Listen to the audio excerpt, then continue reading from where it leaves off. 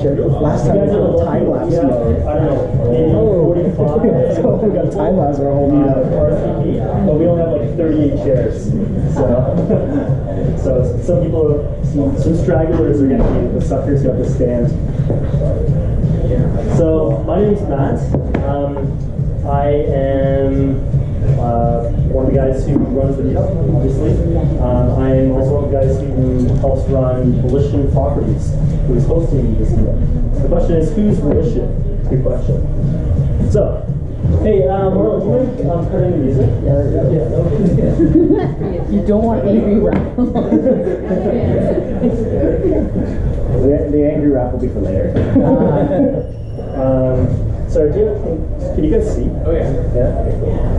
So, Volition Properties, we are a real estate investment firm that has all the services we need under one umbrella. We have advisory services, so that's partly what this meetup is. It's around education, it's around mentorship and advisory and consultations. It's really trying to focus on developing a plan for you within the context of real estate, helping you reach your goals. We have investor realtors, realty services. So, we set forth a plan for you in advisory. We set forth a strategy, and then we'll help you execute on that strategy in our realty services. And then we have under our umbrella also design and renovation services, and we have also leasing and property management. So Ming and I fall under the advisory camp. So say hello. Hi, I'm Ming. Hi, Ming just had not him. He didn't have a baby, but he's just as sleep deprived. Yeah, so if I'm tired and I slur my speech, it's not drinking, it's just lack of sleep. And then we have Sam and Ed. Say hi, guys. Hi. So Sam and Ed head up our realty services. Renovation services is headed up by Alcina Sung, she's not here, and our leasing and property management is headed up by Janish, she's not here either. So, do you want to go through this? We'll talk about this at a high level. So, the mandate for Volition is really about you. It's really about you and your success and supporting you in your real estate investment journey. Real estate investing is fraught with tons and tons of pitfalls. One wrong move could be catastrophic, right? Adam's nodding his head. What happened to you in 2016? Where do you want to start? But you got to fight through it. That's what separates, right? Yeah. Getting through it is something more positive. There's lots of you're gonna be faced with a lot of obstacles and a lot of challenges, and the mandate for our team is really to help you through those challenges. And I'm not going to get into each individual thing here, but the idea is we are heavily based in education. We're also heavily based in fundamentals. We're not just, hey, the market went up 10% last year, so it should go up 10% next year. Makes no sense, right? We heavily ground ourselves in the economic fundamentals so we can better understand what that future may look like. We don't have a crystal ball and predict exactly what's going to happen, but we have a reasonable expectation based upon the economic fundamentals and the GDP growth, the job growth in the area, and the population growth in the area. Right? Really, we're aiming to be this. We want to be the eraser for you, right? We want to blaze that trail ahead of you and be the person, be the team to remove those obstacles and to support you in your journey, right? To help you reach your goals. Yeah? So, who's Volition? So, what qualifications do we have to be up here speaking about real estate investing here in front of you? We could be a bunch of quacks. You don't know us from anyone else, right? There's a bunch of. Oh, here, let me ask a question. Who's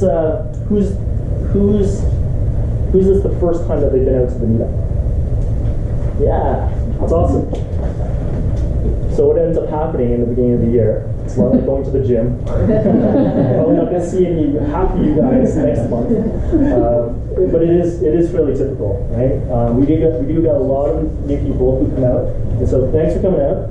Hopefully we can pique your interest enough and demonstrate enough competency that maybe you'll come out again. But who are we? So we do have some credentials. We're qualified, or certified real estate investment advisors. We are the exclusive investor realtor through RAIN and the RAIN Buyers Group. We were nominated last year for RAIN's highest award, which is the Michael Milner Leadership Award. And we personally have done this. You know, we have the Volition team has $25 million plus in personal holdings and over 50 doors. So I'd like to think that we have some semblance we know what the hell we're talking about. Sir, could you start the audio? These numbers are out of date. This number is now 150 million, and all the rest are a little bit higher. We have about 1,000 meetup members now, so we're quickly approaching 1,000. Yeah. Can you just clarify doors? Does that mean multi-unit, actual unit, or does that mean like a student rental that could be one property with 5 students in it? Doors would mean apartments. Yeah. Okay. So it was like a fourplex, so it'd be 4 doors. A student rental would be 1 door. Anyway, forget all this stuff.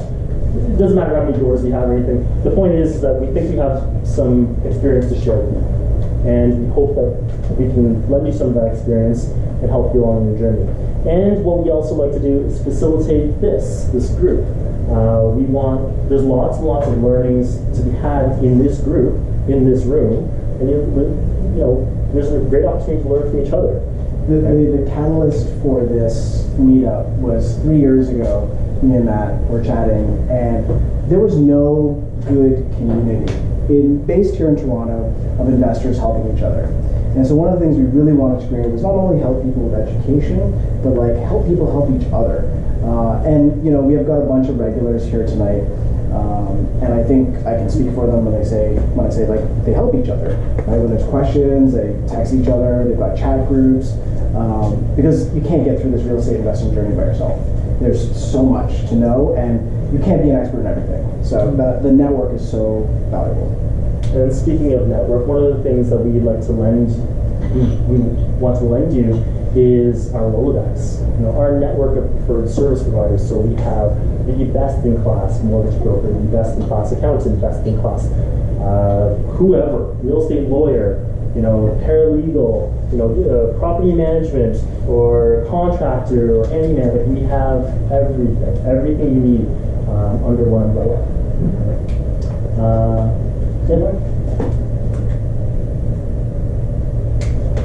We do normal stuff.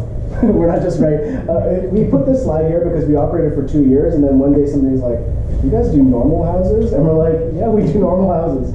So this is just here as a reminder, we do normal stuff as well. One of the things is we take it with an investor lens as well, because like it or not, your primary residence is probably going to be one of the biggest investments you have. So it's really key to be able to leverage that large investment. Maybe it's a HELOC, and make sure that it's in the right areas, so you're getting appreciation on it, so you're able to leverage it to buy investments, right? A lot of people start off investing by having a HELOC on their primary residence. So, this last line, you know, this whole idea is your personal residence typically your personal residence is a terrible investment. Yeah, typically, it's because who's paying that mortgage? You're the sucker who's paying that mortgage, right? However, if you had sort of a combination personal residence investment property, now that's a way for your personal residence to be generating some income for you. So there's a couple of folks that are in here who have just that, live in duplexes, triplexes, you know, live in one section, rent out the rest, have their mortgage carried for essentially. Yeah. And then there's also ways to do that even within the arena of condos as well. Yeah. And this is just a reminder to those of you who are clients of ours. If we missed you on the chat, let me know. I'll add you to the group. Be ready. We talk a lot. It's not just business. We chat as well. And this is where a lot of that networking really happens. So any one of our clients who's done business with us, or they're one of our advisory clients, they automatically get a free pass into this WhatsApp chat, and we've got some great feedback there about how people are learning so much from each other there, and a bunch of people in this room are already in that chat. Yep. 3 years. Yay. Yeah, it was really You sound so excited. I just realized as soon as I was speaking to these guys, we're into our 4th year, actually. This is our 4th. So January 2016. Yeah, it's our 4th year now. So Good job, guys. I already screwed up the slide. So yeah, we've been doing this for 4 years. Yeah, it's our 4th year. Good job. Yeah. So January 2016 was the first time we went. So 3 years ago. It's 3 years. Oh, okay, so that was right. Okay, 3 years then. Somebody's been drinking. Yeah. So what we typically do in a meetup is I'll go through kind of the market, like give a bit of an update on the market. But we've got a lot of stuff to go through today because to teach the fundamentals of real estate investing is really like a day-long course. So we're trying to cram that into like an hour and a half. So I'm going to fly through this. If you guys come to other meetups like February and onwards, we'll dive into this a little more. But basically, I go over the numbers on a high level, what's happening right now in the city. We talk about what's happening, these are the things that make the headlines, right? So you'll see like, December sales are down 20% year over year. And these are all, what I want people to take away out of this is, it's really, really easy to create sensational headlines, and that's the job of news agencies, to create sensational headlines. That way you click the article and they get revenue. But it doesn't really tell you very much, right? Like, so what? It's down 30%. What does that mean? Does that mean something for my property value? Does that mean I invest in different places? Like, what does that actually mean? So what we always encourage our meetup members to do is be critical of the headlines, read the actual article instead of just the headline itself, and then look at the statistics you're quoting and where that statistics comes from. So anyway, this is kind of the stats right now. I'm going to point this out too because we'll actually start talking about economic fundamentals a little later. But one of the things we always go through is what's actually happening fundamentally in the Toronto market. So we talk about kind of boring stuff like GDP growth, Toronto's employment numbers, things like this, because what we actually care about is population. We care about population growth, and we care about, because that's our customer base, right? The more customers we have, the higher our property values are going to be, the higher our rents are going to be pushed up, right? So we care about how the economy is doing, and we talk about this during regular meetups. One thing we also do is we go through, this is kind of the public data that's available to everybody, but I'm a computer science background, Matt's an engineer, so we're nerds. Big nerds. So one thing we really like is to actually grab the data and dive into the data. So what we do is we actually pull all the detailed level data and drill down ourselves to get a better picture of what's actually happening. And some of the things we do is we look at the downtown core, kind of this area here, and we drill down to by area, and we start graphing out, seeing what's actually happening. So, you hear a lot right now that the market's down, there's this big drop in sales. But one of the things that actually matters to us is what's happening to properties at a more microscopic level. So what we're doing is, this is mapping what's called like-for-like properties using the home price index. So like-for-like properties are like, instead of looking at the average, which can fluctuate massively, right? If there's lots of sales of luxury properties versus there's lots of sales of condos, that's going to make your average go up and down, and it doesn't tell you anything about the market. It just tells you an average. But if I look at like-for-like properties, and I go like 2-bedroom this month, 2-bedroom this month, 2-bedroom this month, and I start mapping out like-for-like properties, now I can actually see what's happening with the market, and it's not affected by, volume of sales happening at either end. So this is us. We map out like-for-like properties. And this is kind of what we're seeing in the downtown. The downtown core of single-family detached, for example, is basically unaffected by the correction that happened through 2017. We did see some here, but it's almost all recovered. Go back to the map for a second. Sure. So you guys familiar, like obviously we're downtown right now, right? So are you familiar with what downtown core really constitutes though? Are you familiar with the terminology here? So CO1 is like downtown core, right? We're in CO1 right now, right here. CO2 is up towards Annex, past Loma. WO1 would be over near Hyde Park.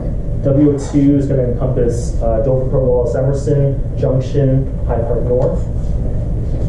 and then we'll go over to the east side. So we actually skip CO8. We don't look at CO8 too much. EO1, EO2, and parts of EO3. That really constitutes like 90% of where your investment property lands or should land. And the reason you'll hear us talk about this a lot is because we've done a ton of work, and you'll see as we go through the fundamentals, where we look at what are the fundamentals that drive appreciation, what are the fundamentals that drive high rents, and worked backwards from looking at our customer base and found the areas that those people lived in, right? You won't see Yonge and Finch here. You won't see Yonge and Eglinton here. You won't see Vaughan, because like when we do our analysis, it doesn't support the fundamentals. So there's very specific areas that we look at, and we'll dive into that later in the presentation. We get a bit further in the presentation. I mean, the most common question we always get is, you know, where should I invest? And or what's the best property to invest in? Right. Well, we're going to go through those questions, and we'll see if those are the right questions to even be asked. So this is what's happening everywhere else in Toronto.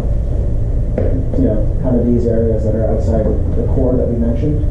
And this is what's driving that major change that you're seeing in the market. That when you see a 30% drop in prices or in sales volumes, it's this. So this is single family detached in the areas outside. So even the outskirts of Toronto, CO7, C14, that's the kind of Willowdale, North York area, Devon, Richmond Hill, Aurora. There's been a correction, and it's never recovered. And in some places, it's still continuing to slide down. And these are like for like properties. So this is why we always encourage our members, don't just look at the headline, look at the data that sits behind the headline. So on a high level, if you go back to downtown, on a high level, generally speaking, I think we can all agree that around May 2017 is roughly when the market peaked, right? What happened around that time? A whole bunch of stuff. Foreign buyer tax, and Catherine Wynn's 16-point plan, and home trusts, and rising interest rates, a whole bunch of stuff, right? So around this time is when stuff peaked and then started dropping until about September, October. They actually hit a valley, and then from there they generally have started to go back up. It's kind of hard to see because it's spread over so long, but if you track one of these lines, take orange for example. It's EO1. Track orange, and if you track it across, you'll see that we're actually back to peak pricing. So downtown has had an astounding amount of resilience in property prices. And we knew this. Like in January 17, when we were talking with our clients about where to buy, we said downtown core, and those of you in the room who did buy during that time, you know that your properties have seen resilience because we were buying on fundamentals, right? The things that fundamentally drive price, which we'll get into a bit later as well. And then roughly speaking, so downtown roughly dropped between 7 and 10%, and then gradually made it back up to about par to where it was. Uptown, go to the next one. Uptown dropped between 18 to 22%. I call it uptown, but really it's anywhere in the 905. Anywhere except for you can grab Mississauga. It looks the same as this. So uptown dropped anywhere from 18 to 22%, and it has recovered back up to just down 15%, generally speaking. Pickering specifically, we have a client right now who's looking to divest in Pickering, and that has dropped about 10% and then stayed constant. But there's some headwinds there that of concern to us. Things like potentially the closure of the GM plant, things like that. And then the next one is condos. If you've been listening to us the last 2 years, we've been saying a lot about investing in the condo market. Hey, let's ask them why they think condos are doing so well. Yeah, okay, sure. Why do you guys, any ideas as to why condos are doing so well? Qualification. Mortgage qualification. You've been here before, you're cheating. Okay, so Adam's not allowed to speak anymore. But Adam's completely right. So mortgage qualification is one of them. Does anybody know what the other? What's the other one? Big driver. Rents? The rental market is hot for condos. That's definitely part of it. So yeah. in general, There's two major drivers, and I apologize to people who come to these meetups often because I talk about it all the time. There's two major drivers. One is at the bottom end of the market. So as competition has been increasing, the bottom end of the market and the rise of the prices at the bottom end of the market, that absolute cheapest place you're buying is going up, right? You used to be able to get a place for $200,000. That doesn't exist anymore, right? You need at least $400,000, $500,000 to even get into the condo market now. So if you were at all looking at buying at the $200,000 price point 5-6 years ago, you're now competing with everybody that's looking between $200,000 and $500,000. You've got all these other people who are looking at here. At the same time, mortgage qualification rules have changed. It's become a lot more difficult to qualify for mortgages, and essentially what's happened is people's buying power has been reduced. So what happened on January 1st this year? No, last year. Shit, we're gonna be here. January 1st, 2018. What happened? Stress test. Right. B20? Yeah. Sounds like a party. So the mortgage stress test came in, and that essentially cut people's mortgage qualifications. By how much? It's like 20 or 22%. Between 22 and 23%, generally speaking. Depends on exactly the interest rate, but So all those people that were looking at, let's say, $750,000 condos, now we're looking at $500,000 condos, right? And everybody at the top got compressed down. So we saw it coming, and we talked with people about it here as well. We knew that this area is going to be compressed, and that's exactly what we've seen happening in the condo market. This compression of people from the top and from the bottom, kind of in this entry-level condo price point, and it's just driving prices. We have so much competition now, so much demand in that area. sorry, I saw a question in the back. Was it? I just wanted to, from here, start to see what's the vertical axis? Vertical axis, it's just dollars. So this is like $600,000. So there's averages? This is like No. for like properties. It's not average price. Yeah. So let me ask you a question. So let's say, do you all agree? Okay, what's more expensive, a house or a condo in Toronto? House. House is roughly how much? Million. What? Everyone's just like, can't hear you. 1.2. She's 1.2. How much is a condo?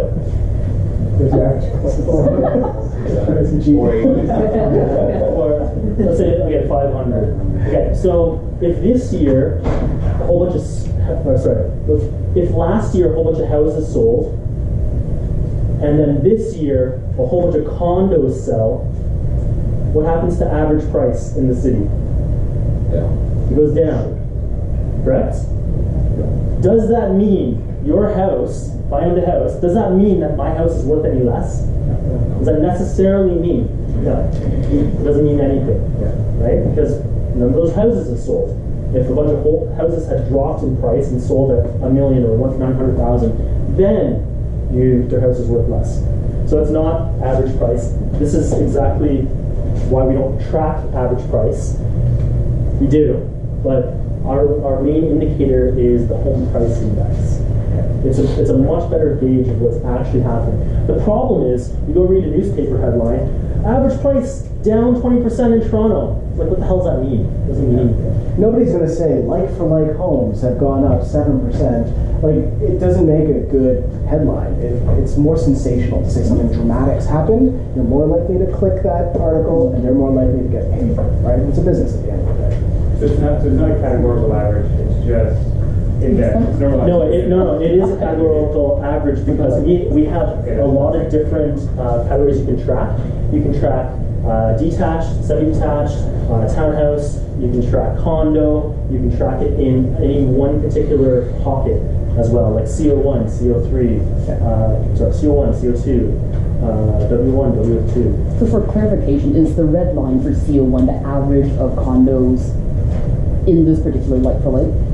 Yes. It would be the average of a 2-bedroom condo or whatever tracked over time. Yes, but it's not average price.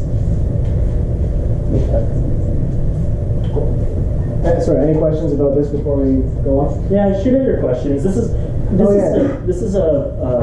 it's supposed to be like a fundamentals sort of course, if you will, but you know, We're not talking heads. Please talk to us. yeah. So, Where are your geofences taken from? The CO1, CO2, where is that? It's based on this. They're based on the TREB maps. So we didn't make this up.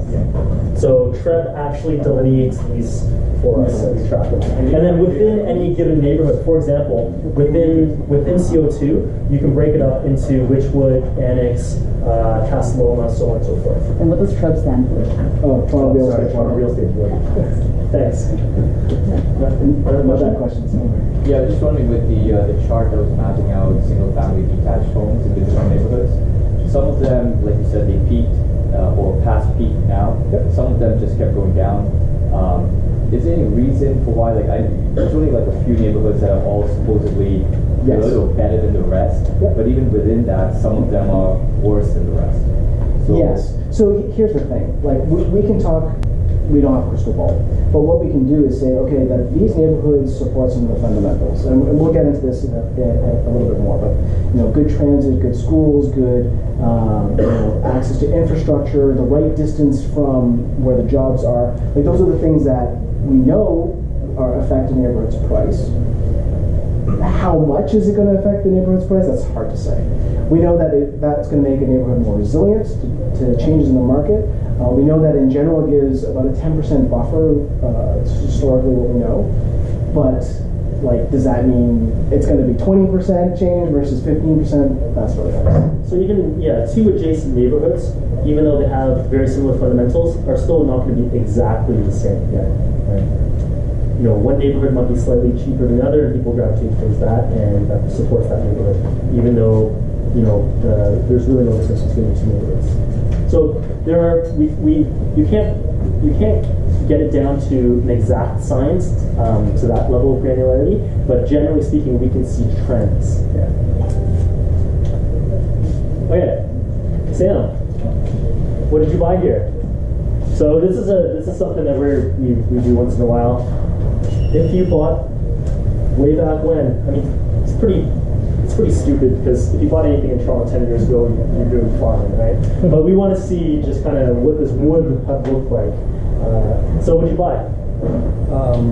Review condo, 1+1 in the Lubna Village. This is not the right picture. I know you're going to say that. I ran out of time. I didn't update this. This is the wrong condo. Don't worry about the picture. Look at the numbers. So back then, did you have any money? 10? I did not. He was broke like the rest of us. So 2010. And what did you do?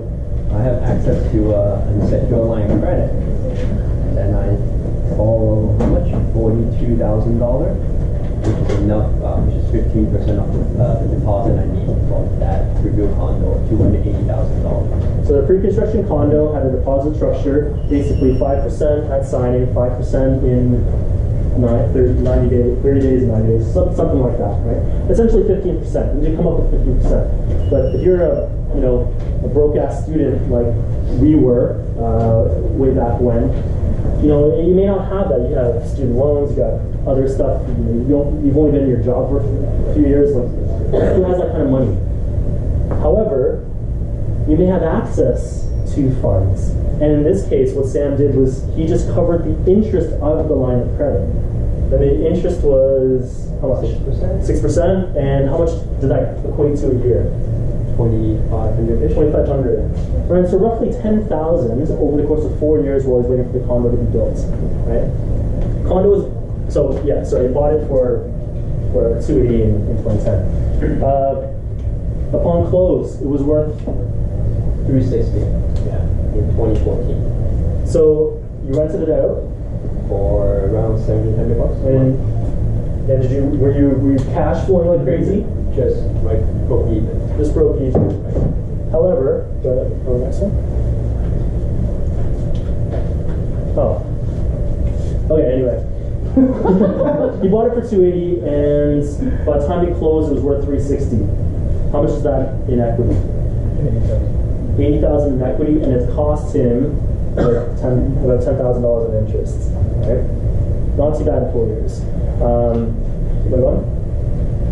And then he sold it, it went up a little more after a couple more years, sold it, so it's $90,000 of profit. If you held on to today, do you wish you held on to today? No, because he employed the strategy that we encourage our Evolution clients to take, which is using these types of assets as stepping stones towards bigger and better stuff. Sam has a giant house now and so many properties he couldn't count them all last time we tried to count them. He collects houses like Monopoly pieces. So he's done very well in the last 10 years. But you know what? If you held it for a little bit longer, this is what it would have looked like. It's worth about $600 now. Liberty Village, 1+1, rents for about $2,500. Now, I know some of you who have some real estate investment background saw the break-even cash flow, and I saw eyebrows rise. And I'm really glad, because we're going to dive into what cash flow means. What's the difference between $200 cash flow? What's the difference between $500 cash flow? And don't give me a smart ass answer like it's $1,500. Cash flow, there's a lot more to cash flow. And I think beginner investors get really focused on cash flow as the only return that they're getting. So we'll dive into what cash flow actually means. So during a typical meetup, what I do is pull out all the interesting news that's happened in the last month, talk about it with the group as a whole, get some discussion happening. Lots to go through today, so I'm not going to go into lots of news articles. I just wanted to talk about one. So this particular news article talks about double-digit rises in rents that have happened throughout Canada. So just a quick blurb here, I've highlighted. Toronto's retained its position as the country's most expensive rental market for one-bedroom units. Rents rising about 11.5% to median of $2,260. Two bedrooms at $2,850. What you're also seeing, though, and I was talking with some of the folks about this before the meetup started, was you're seeing rent increases happen not only in Toronto, which you kind of expect because of what's happened in the city, but in strange markets like Saskatoon. So why is Saskatoon going up 10% in rent? And the hypothesis put forward by this article, and I think it's a pretty sound hypothesis, is that when you look at a market like Saskatoon, it's a bit of an isolated market, right? It's not like Toronto, which is influenced by lots of net migration, intraprovincially as well as from outside the country. Toronto's multiple industries supporting it. A place like Saskatoon is a lot simpler. It's not having net massive migration happening. It's pretty consistent, slow population growth over time. So why all of a sudden are you seeing this big spike across the country in all cities, including these weird mid-sized cities? The hypothesis is that it's coming from the changes to mortgage qualification. So because mortgage qualification has changed, people who would otherwise be purchasing homes are staying as renters, right? And that population has grown now. Like you usually would have, let's say, 20% of people every year exiting the rental market and a new 20% coming in. Well, you make that change to mortgage qualification, now that 20% is not exiting, and 20% has come in. So now that pool overall of renters has increased. And I think it's a pretty sound hypothesis. The other. Sorry, just for the people who couldn't see, what was the Toronto rent growth? Toronto rent growth was 11.9% for one bedroom. For one bedroom, 13.1% for. It's insane. It is insane. Like, guys, this is not. Don't invest expecting your rents to go up 11% every year. This is not. We're in an exceptional environment right now. This is not sustainable. I don't even want to see this as an investor. I actually would much prefer seeing 5%. Give me 5% every year because it's sustainable and I can model it nicely. When I see 11%, I'm like, oh my god. I know at some point it's going to stop, but I don't enjoy the volatility. I don't think anybody enjoys the volatility of the market. Can you talk about the rental caps right now for past properties versus current properties that basically took that out? Ed, what happened to the rental caps? The rent controls. Yeah. So as of late last year, they actually introduced that all new builds or unoccupied properties will no longer be under rent control. So it means that if you do buy a pre-construction property or you do have one already, can increase the rent as much as you want. I mean, obviously to market standards, but it won't be limited. For example, with 11% growth this year, you can only increase your minimum inflation amount that they allow for previous properties. So this is the pendulum swinging one way and then right back, right? So prior to this is part of Catherine Wynn's 16-point plan that got introduced in May, 2017. She got rid of she instituted even more stringent rent controls. Prior to that, it was like 1991. Any building built after 1991 were not subject to rent controls. Anything prior to that was subject to rent controls, right? At the 1.8% whatever month over month, year over year. And then Catherine Wynn came in, they eliminated that exception, meaning rent controls were to be applied across the board. And then our lovely premier came back in and he instituted basically the exception of the rent controls now starting October, November of last year. Right? So the pendulum swung one way and swung right back again. Right? Sorry, before all the existing properties, like they're just subject to rent controls. It's anything that was unoccupied as of that date. I don't have the exact date. October, November of last year. And also, when we talk about the fundamentals later, we talk about what it means as applied to investing in Ontario, how we work with rent controls. Rent controls are a bad thing. Like a lot of people see rent control, if you're an investor, you're like, oh, why wouldn't I want to be able to set my rents at whatever you want? But there's a upside to rent controls. How many people here have rental properties in Ontario who've had to go to their tenants and lower rent to keep them there? I don't think anybody has. Bargaining with your tenants to try to keep a tenant in your property by lowering your rents is something no Ontario investor has ever had to do. But you talk to somebody who invests in a non-rent controlled market like Alberta, and this is a reality, right? When the rental market collapsed along with oil prices in Edmonton and Calgary, people were going out to their tenants and saying, hey, sign up for another year, sign up for another 2 years, I'll lower your rents by $200 a month, and I'll give you a free television, but I need you to sign for 2 years, right? Rent control here has moderated the market, so we don't have big spikes, except 11-something% we're seeing right now. But we don't see huge spikes, but we don't see big drops either. Rent control moderates the market. In places like Alberta, where you have no rent control, the risk of supply and demand is then borne by the investor, which some people are completely fine with. But it's not a better or worse thing, it is just a different thing. So if you're in Alberta, you better make sure you have a lot more margin built into your monthly cash flow calculation because your rents are a lot more volatile there. Versus here in Ontario, you don't have to model such large swings in rents. That's worse. It's worse. Come on. I'm kidding. It's worse. And the last thing to pull out of this article is a lot, and you may have seen these headlines, but a lot of people are predicting another 11% increase in rents for 2019.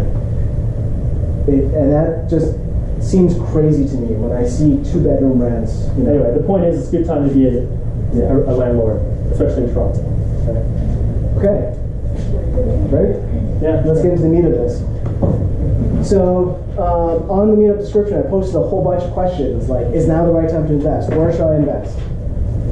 What you're going to find out today is these are not the right questions to ask. Really, what you should be understanding are the fundamentals of what drives timing of the market, or what drives locations. And if you understand the fundamentals, you answer these questions yourself. You don't need to ask these questions. And so that's what we're hoping to teach you today. So to answer the question, is now the right time to invest? The answer is anytime is the right time to invest if it's for the long term. If your strategy is based on short-term returns, your risk is always going to be exposed to market fluctuations. Don't be a short-term investor. Where people get burned in real estate investing are things that rely on short-term sustainability of the market. Flippers, for example. You get in, it sounds sexy, you see it on HGTV, get in, you're gonna renovate for X number of dollars, you're gonna sell for X number of dollars, but if the market changes on you, that's it. You could be stuck with a property, you still gotta pay those construction bills, they can put a lien on your house. That's where people get burned, is when their investment horizon is really short. You always want to invest for the long term. There's a time and place for short-term, higher-risk investing, but we don't believe in that until you've established a base of sustainable, long-term, cash-flowing properties. So, I'm getting into development right now. It's costing me a whole crap ton of money, but I would never do it as my first investment. So what's your favorite saying? My favorite saying in real estate investing, it's about time in the market, not timing the market, right? People who make wealth in real estate have just been in it for a while. They make time their friend. They don't try to time it, because you don't have a crystal ball. If any of us did, we'd be sitting here today, we'd be on some beach somewhere, right? Did you catch that? It's about time in the market, not timing the market. Timing in the market, you hear it all the time. Stock market, you want to get in low and sell high, right? Fortunately, real estate has multiple ways to help you build wealth, and it's not only about buy low, sell high. And we're going to get into this in a little bit. Cool. So we're going to talk about why. Okay, long term sounds great, but give me some reasons. Give me a little more information as to why long-term real estate investing pays off. How long term do you think it is? 20 years? Some of us going to be dead in 20 years. that's a long time, but that is the kind of horizon that we're talking about, right? I see people pointing at each other. Minimum 5 years. Minimum. If you can do 10, that would be even better. And the reason is, we'll show you some of this stuff, but we know how markets go, right? They go up and they go down. So let's see. Let's look at some graphs and see if we can learn something. So there's really three things that we're going to talk about that are related to how you hold for the long term. One is why does holding for the long term make sense? So the importance of holding for the long term. Something called the multiplier effect. When you hear about people like us talking about owning 50 doors, it's not like we had a ton of money and we just bought up 50 places. It's all about leverage and how are we able to leverage our existing rental properties to buy other rental properties. And then the third thing there is the risk factors. Any long-term strategy, any investment period has risk. So what are the risk factors in real estate? How do you manage those risk factors? How do you mitigate for those risks? That's what we'll talk about. Yeah. Cool. Okay, you want to go through this, Matt? Yeah, sure. So we talked about I've entitled this "The Importance of Holding for the Long Term." I really want to drive home this point. So imagine, sample investment property. You buy it for $500,000, right? You get a mortgage for $400,000, 20% down payment, which is $100,000. Make sense? Pretty simple, right? What happens? So let's just say you take out a mortgage for 25 years. What happens over the course of 25 years? You pay it down. You don't pay it down, the tenants are paying it down. That's the great thing. So, what happens? Let me ask you, even before looking at the slide, don't look at the slide. Do you think, it's a very simple question, do you think that real estate goes up over time? Yes? Raise your hand if you say yes. Raise your hand if you say no. So there's a reasonable level of expectation that real estate will go up over time. It just is not a linear thing. It doesn't go up like this, right? It doesn't go up like this. It doesn't go up like that either. I've modeled it that way, so just for argument's sake. But it doesn't do this, right? What does it do? It does this. But over time, it does kind of follow an upward trajectory. So, okay, I have another question. So don't look at this. So let's say, how long do you think it would take for a property to double in value? I know that's a very tough question, and there's a whole bunch of, depends on which market or anything else, but just give me a ballpark. say 15, 20 years. 15, 20 years? 10 years? Sorry? 10 years? 10 years? 7 years? Any other question? Any other guesses? Okay, let's talk about Toronto. Over the past 10 years, how do you think Toronto has performed? Give me a percentage. Oh, 300%. 300%? Actually, the percentage is hard. How long do you think it took for a property to double in value in Toronto? 4 years. 4 years? 8 years. That's aggressive. About 6 years, let's say. 6? So there's something called the rule of 70. Raise your hand if you know what the rule of 70 is. Okay, explain it to me. What is it? Something doubles by the division in the right 70 by the interest, by the rate of increase, and that gives you the number of years it takes to double. Yes, exactly. So you can replace the word interest with growth rate or appreciation or whatever. Can one of you guys grab me an eraser? So basically, I'm just going to reiterate what you said. Mario, was it? Yeah. So number of years times a certain percentage growth rate equals 70. So given two things, so given one thing, I can solve for the other. So basically, how long do we say a property would double in Toronto? 7 years. 7? Okay, let's try it. 7 years times how much? 10% equals 70. Has Toronto gone up at 7%? 10%? Each year. Each year? With the exception of the last couple of years, Toronto went up at 10% a year. Toronto's doubling period, with the exception of the last couple of years, because we had this downturn, but Toronto was tracking upwards at 10%, which means the price would double every 7 years. That's insane. I can tell you that right now. It's insane and it's unsustainable. You should never model, never expect this. A safe bet is about 5%, which is about a 14-year. It was horizontal to me when I was It's been a 14-year doubling period. That's a lot safer. That's what you probably realistically expect. So coming back here now. So I've assumed over 25 years it's gone up from 500 to 1 million. It's doubled. How many years? 25. Now what's that growth rate? What's that percentage increase year over year? Compounded. It's about 2.93. You're very close. So 25 years at roughly 2.93%, property prices will double. That's just over inflation, right? 2.5%, call it inflation. This is actually what most properties should do anywhere. Not a normal market. In a normal market, like if it's not tracking up at inflation, in a real terms, your property price is actually losing value. So 2.93%. Do you think that's attainable? Yeah, it's pretty nominal, right? So 25 years. Let's say it goes up. So what happens over the course of the first 10 years? You're 100,000.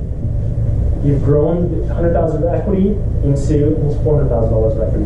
Does everybody, sorry, before we get into that, does everybody understand, this is the property price, this is what's remaining balance on your mortgage, and it's the delta between the two, that's the equity that's being created.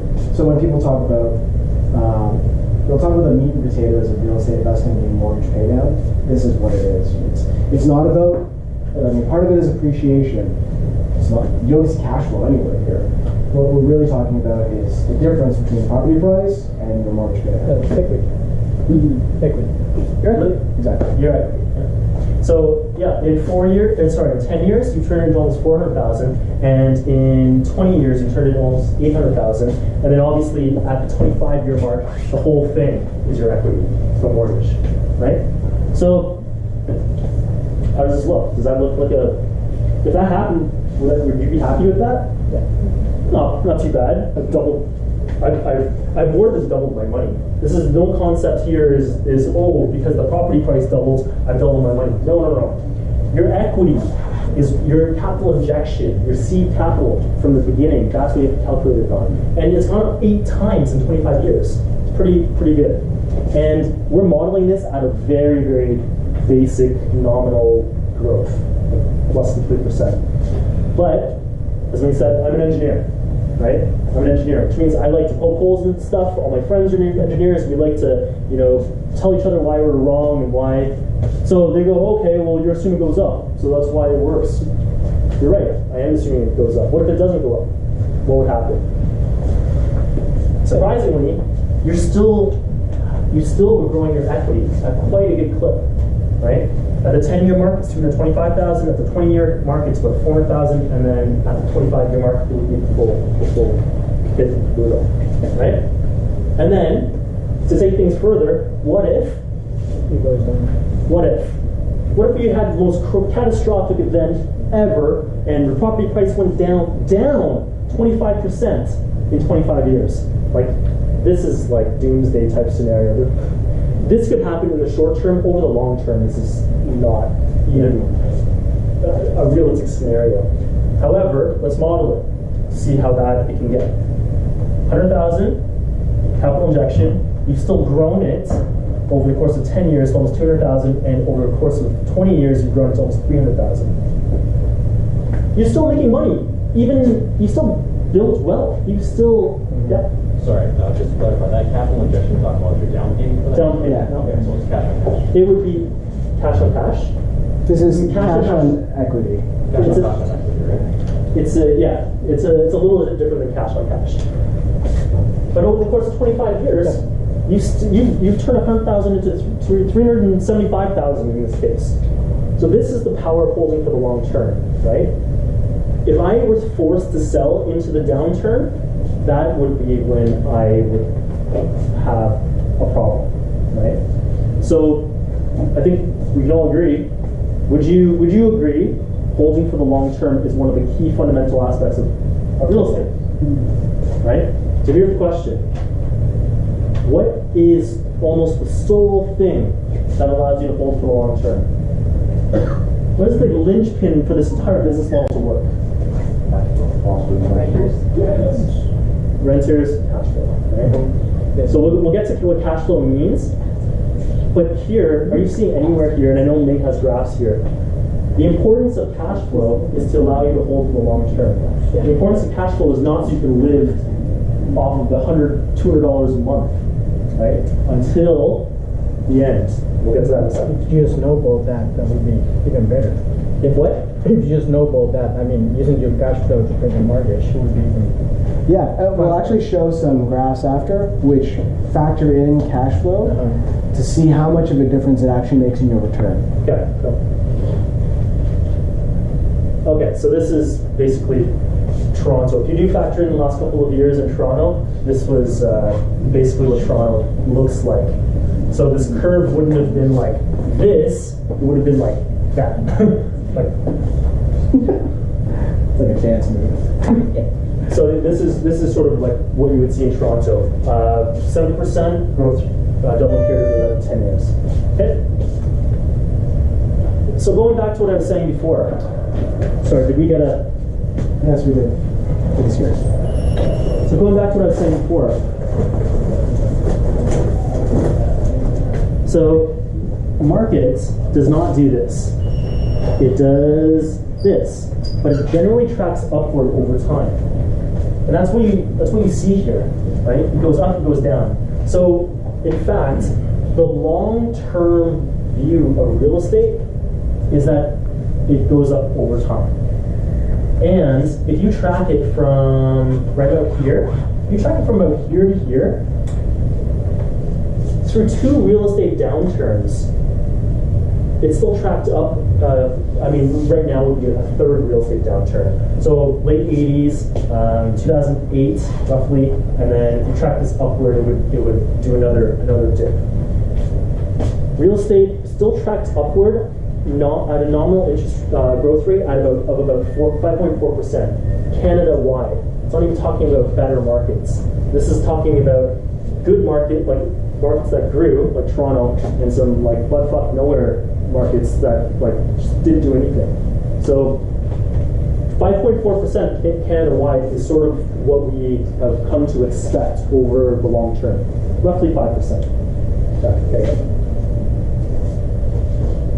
So we wanted to talk now about cash flow. As Matt mentioned, cash flow is really, it's there to help you hold for the long term. So one of the things I find whenever I talk to new investors, once they get a little bit of knowledge about real estate investing and they understand some of the fundamentals, they're like, okay, I want cash flow, right?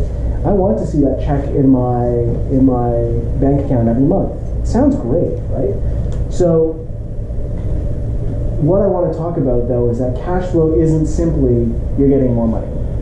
If you get a return, a cash and cash return of 2%, or you get a cash and cash return of 8% or 10%, if I ask an average, not very sophisticated investor which one would you choose, they're going to say, well, of course I'll choose the 8% or 10% cash and cash return. What I challenge everybody here is when you see that to say why. Why am I getting more of a return? Right? What's hidden that is accounting for that higher cash flow? Why am I getting an extra $1,000 a month? Right? If you were to choose between the two, a higher cash flow property, let's say $500 versus $2,000 in cash flow, or you were to choose between 2% more appreciation, which one would you guys choose? Depends on the price of the property, but same price. Properties, well, I think it's modeled at $1 million. So, $1 million property, one gives you 4 times the amount of cash flow. One only gives you 2% more appreciation. I would say cash flow. You guys would say cash flow. Okay, so we'll do the quick analysis on this. So this is appreciation. Okay. So this very quickly modeled here. It's $1 million property, 20% down payment, over 25 years. Just looking at the very simplistically, but we're looking at the final value here. What we've done with with the yellow line. Yeah. So this is basically your equity. So what we've done is we've taken cash flow, so $2,000 a month. We've simply increased it at a rate of 5% annually and assumed that you're spending none of this. So it's just compounding, right?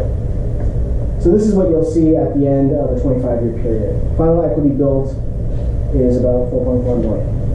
So this is with 4 times the amount of cash flow at appreciation. So you've counted cash flow as part of your overall equity. As your overall equity, yeah. Return. Yeah. And so the next one here is 7% appreciation, 5% cash flow. So $500 cash. Sorry, $500 cash flow. So same idea. But you can see it's a drastically different graph, right? A very small change in appreciation has been a huge change in your final return, since we're looking at almost $6 million in equity that's being built, which gives us a delta of about 1.5 million on just 2% of appreciation. It's like cash flow didn't even matter, right? So what's the important takeaway here? You want both. I'll take the $2,000 cash flow. The important takeaway here is not that cash flow is not important, but I think in the investing community there's an overemphasis on the importance of cash flow. Cash flow generally means there's a trade-off. So if you look in Toronto, they're low cash flowing properties. The fact is you're not going to get a condo here that's going to cash flow $2,000 a month. But why is that? Why has the market decided that cash flow should be less here in Toronto? It's because tenant profiles. If you're renting out properties in the areas that we talk about a lot with our clients, you're getting the best tenant profile. And the best is not like somebody who's going to sit and rent for you for the rest of their lives. The best tenant profiles, did we get into the tenant profiles later? So we'll get into tenant profiles later, but it's not as simple as that. Because of risks here, I see Shelby whispering the answer to her next door neighbor. But yeah, the short answer is millennials, but we'll dive into why it's millennials.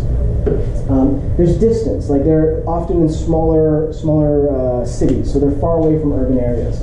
That means jobs, right? They're more affected when there's industry changes. If you're in Ottawa, for example, right now, you're seeing what's happening in the auto industry, shutting down plants that are in North America. You're really concerned as an investor because if GM Oshawa shuts down, it can affect your property So prices. they're talking about, roughly speaking, I think it was 6,000 or 6,600 jobs and a population of 200,000 to 300,000, and then look at the working population of the 200,000 or 300,000. Yeah. It's a significant portion of all jobs in that area. And it's ancillary jobs from that too, right? Like when Waterloo at one point was very dependent on research in motion, and when they went through problems there, property prices saw a blip. They've diversified their technology base there, which is great. But there was a point in time where they were very dependent on insurance and one company, BlackBerry, right? So this is what you see when you start getting to less diversified markets. More headache, right? So what we're trying to say is cash flow comes at, with something else. So when you're looking at other markets, just keep that in mind. So you don't get something for nothing. Yeah. You don't get something for nothing. So if you spend the same amount of money, or let's say, it doesn't matter, same amount of money or not. If you think you're going to get more cash flow and that means better investment, you're sorely mistaken. Right? It's not that simple. It still may be a good investment. Maybe that's the right business model for you if you want to cater to a certain socioeconomic profile. If you want to purchase cheap because you think purchasing cheap means less risk. If you want more headache in an unscalable business model. Like how many of these kinds of places can you possibly manage if you have tenant turnover and you gotta spend? Oh, here's the other thing. Oh yeah, cash flow is largely a myth. I can tell you that right now. That $500 or $1,000 or whatever you think you're getting, it's a myth. Why? Because in other areas where your vacancy rates are higher, you've incurred vacancy. In these areas where your socioeconomic profile of tenants are lower, you're chasing them for rents, the non-payment of rent. When you have certain socioeconomic profiles of tenants, upon tenant turnover, they've probably not treated the place as well as maybe a young professional would have, right? Which means maintenance. And then later that on with additional property management headaches and paralegal and LTV hearings. And we're not talking about this in theory either. When we started real estate investing, we chased cash flow. I had at one point 7 student rental properties. Still have 1 fourplex out there now in Waterloo. High cash flow. They're still my best cash flowing properties today. But I just got an email a couple of hours before this. One of the tenants wants to leave and is going to be vacant all through summer. And this always happens. They just try to duck out of rent. They don't want to be there. 4 months. It's 4 months of rent I could potentially lose if I was scrambling out to find a tenant for the summer months. And is it worthwhile for me to chase them down for rent? No. If you've been a landlord before, the amount of trouble to chase somebody down for rent generally is not worth it. So it's just a loss I'm going to end up taking. And then and then across the board, you're going to have repairs, you're going to have maintenance, you're going to have certain things. The window's going to break, or the furnace is going to go, your roof needs to be done. That cash flow that you see gets recycled back into the property. Yeah. Cash flow is largely a myth until.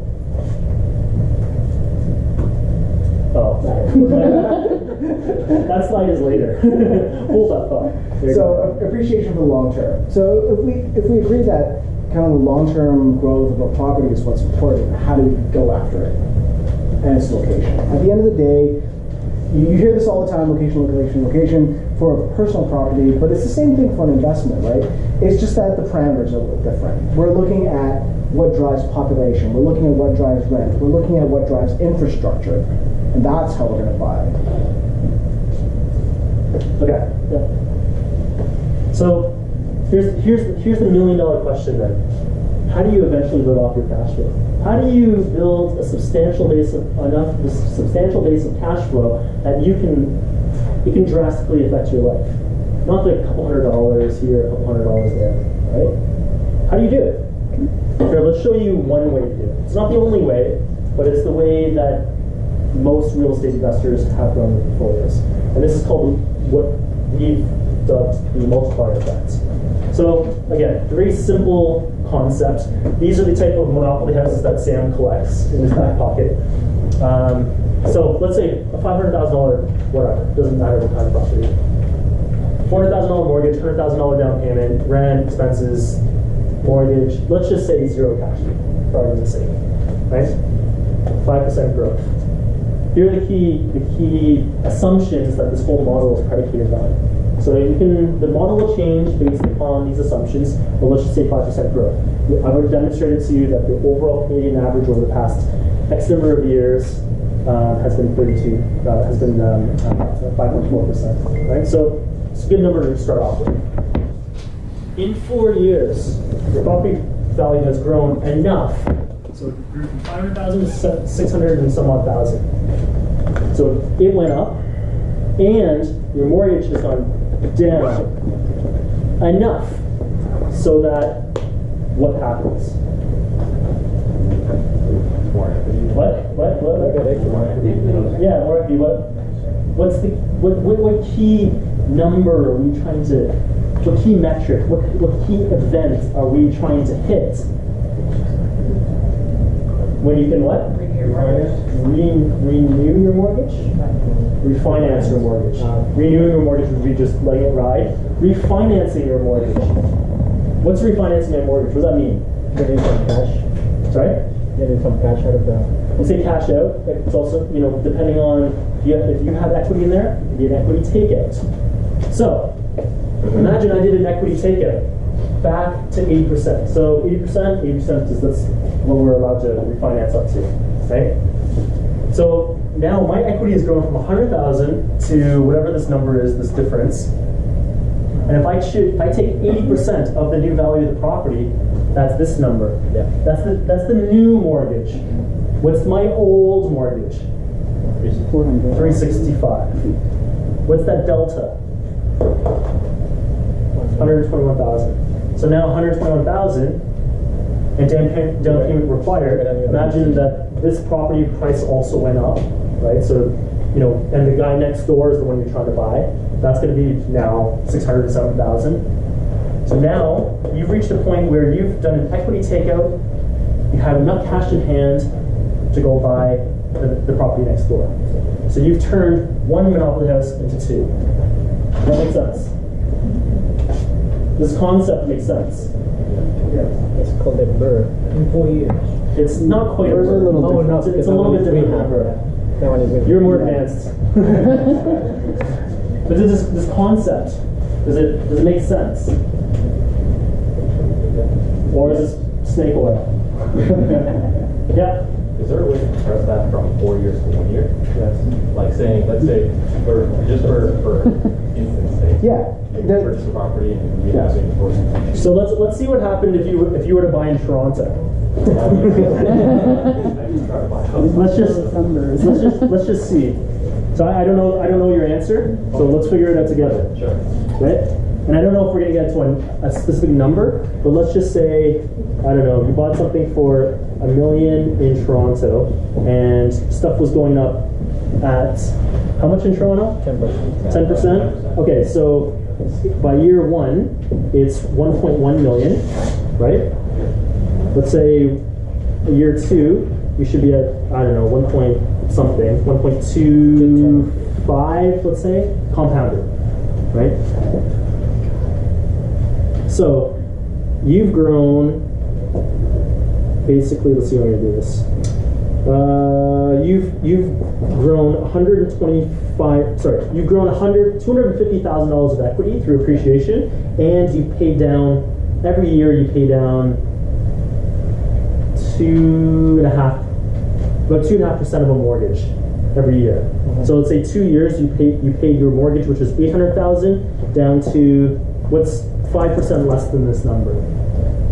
5%. What's 5% of 800? 40,000. So your new mortgage at that point would be 760, right? So how much equity have we built? You got 240. 300. Forget this. What's 80% of this number? That's 1.2 million. 1.25. What's yeah. 1 million. Was it back to 1 million? Yeah. Okay, so the new mortgage you're allowed to get is 1 million. The old mortgage is 760. So your equity takeout there is 240. So the question is 240 enough? Maybe It is enough. it's a little short to buy another $1.25 million property. Instead of 2 years, maybe it's 2.5 years or 3 years. So anyway, the point being is that is there a way to compress it? Yeah. The way to compress it is buying in high growth markets. Other ways to do it, employing a VERB strategy, buy, reno, rent, refi. So on top of the market appreciation, I also have forced appreciation. I did renos on a place. I bought a derelict property. I did renos on it. I forced, let's say I spent $200,000 on a reno. And let's say I've grown that property value by $300,000 instead of just the $200,000 I put in. If you put every dollar you put in, you only get $1 back, you're doing something wrong. So now that forced appreciation plus the market appreciation, that's a very common strategy. Yeah. I believe that the best way he really wants to do it in a year would be using all the cash flow into paying the mortgage plus savings that he's getting from a job. You're not getting enough mortgage But paid he's out. increasing the difference between what he owes and the cash that he can take out. So I mean, he wants to reduce It's going to be this much. Yeah. So yes, it will make a difference, but it won't make enough of a difference to like appreciably affect that. Something where it's easier to control the top line of the value of your property than it is to control the pay down of your mortgage. Right? Yeah. So I have to keep on going. Sam's gonna shoot me if I go too long. Okay, next. So the concept is every 4 years at 5% growth, right? Another way to do it, lower interest rate mortgages. That means you pay it down faster. Yeah. Right? Anything that would increase the delta between the two. Okay. So every 4 years I double my portfolio. In theory, right? You're 4, you're 8, you're 12. Of course, it's not this easy, right? Financing is going to be your biggest challenge. I'll tell you that right off the bat. It's your biggest roadblock for this to happen. This can happen. Right? Growth, you're growing your portfolio like this. I don't know if it'll be every 4 years. I mean, I can't predict the market. But the concept still stands. Even if your growth rate is less than 5%, this model still stands. The number of years between doubling your portfolio might be 6 years then. I don't know. Right? You can model all that out yourself, but the business model, the concept still stands. This is how you grow your portfolio. So you grow your portfolio. Still no cash flow the entire time. Every time you refinance, your mortgage is going to get higher, so it eats up your cash flow again. So my cash flow is a myth. My property value goes up. I sure as hell want to take out that equity so I can do something with it. Remember, there goes my cash flow again, right? Okay, your fault. Let's just say we go, okay, you know what? I'm good. I've grown my portfolio to, way more than I ever thought I could, and I think I'm good. I've got 8 properties. Cool. Let's see what happens now. Let's just let them ride. So we call this the hold phase. Previously it was the acquisition phase.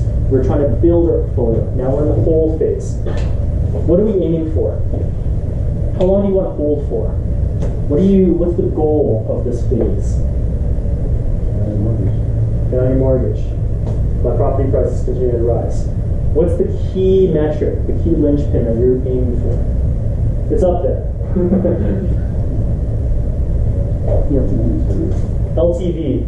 50% LTV. This is not prescriptive. I'm just doing. This is for demonstration purposes only. Right? You know what LTV value. Yeah. So this means your property value, for example, this is an example. Your property value is $1 million, and your mortgage is $500,000. I'm at 50% LTV here. Right? So that's all equity. Right? Why 50% LTV? Why? What does that mean? What can I do at that point? Bank. Sell cops. Bingo. You been here before? No. You're smart. I like that. Sell off half. Why? See what happens. Divestment phase. People don't think of this. They think they have to let the thing ride for 25 years. You want cash flow. You want to get to achieve those goals that you had set out for yourself, or that we've co-created together, and we want to help you achieve. No one ever thinks of, or very few people think about divestment. You have to have a holistic view on of your strategy with regards to real estate investing. What good is it if you keep on building without any end in sight? And building without strategy. Like, we've been investing for a long time, and like when I started investing, I was very singularly focused. So it was like, I want something that cash flows. I don't care where the property is, and I just buy it if it made sense. It was a stupid idea. Like, I ended up with a bunch of properties, and sure, they did well, but I had properties in Waterloo, I had properties in Mississauga, North York, like they were everywhere. Trying to manage a portfolio that's grown, where you're physically located in many different places, very difficult. Not only is it tough for me, but let's say I've got some construction to do. I need to redo a roof. Well, the guy that I use in Toronto is not going to drive all the way to Waterloo. I can't build a network, right? So